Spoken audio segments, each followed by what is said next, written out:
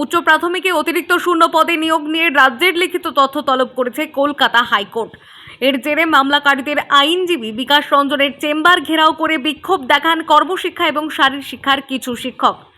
বিকাশ রঞ্জন ভট্টাচার্য চেম্বারের বাইরে old post office স্ট্রিটে বিক্ষোভ হয় আগে, পরে কিরণ শঙ্কর রায় রোডে ফেরদৌস শামীম, সুদীপ্ত দাশগুপ্ত এবং বিক্রম বন্দ্যোপাধ্যায়দের চেম্বারের বাইরে রাস্তায় বিক্ষোভ হয়। বিচারপতি বিশ্বজিৎ বসু, বিকাশ রঞ্জন ভট্টাচার্য, সুদীপ্ত দাশগুপ্ত, বিক্রম বন্দ্যোপাধ্যায়, ফেরদৌস শামীম ছবি হাতে রাস্তায় বসে বিক্ষোভ দেখান অতিরিক্ত শূন্য পদে নিয়োগ পাওয়া ওই শিক্ষকরা। এই বিক্ষোভের জেরে বিকেল থেকে হাইকোর্ট চত্বরে তীব্র চাঞ্চল্য ছড়িয়েছে। আমরা এই বিক্ষোভটা বিচারপতি বিশ্বজিৎ বসু এবং বিকাশ রঞ্জন ভট্টাচার্য মহাশয়ের যে টাই আপ হয়েছে সেই টাই আপের বিরুদ্ধে আমরা নেমেছি। কারণ আজকে দীর্ঘ 3 বছর ধরে ওনারা যে খেলা খেলছেন সেই খেলা আমরা মানছি না।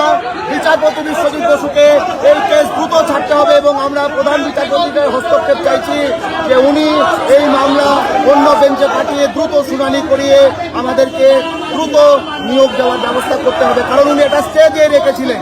আজকে দীর্ঘদিন ধরে উনি বিকাশ রঞ্জনের একটা মিথ্যা কথাকে উনি ধরে রাখছেন, অথচ সুপ্রিম কোর্টে অর্ডার থাকা সত্ত্বেও।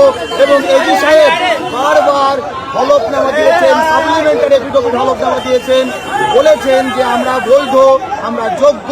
খবর পেয়ে ঘটনাস্থলে পৌঁছায় পুলিশ।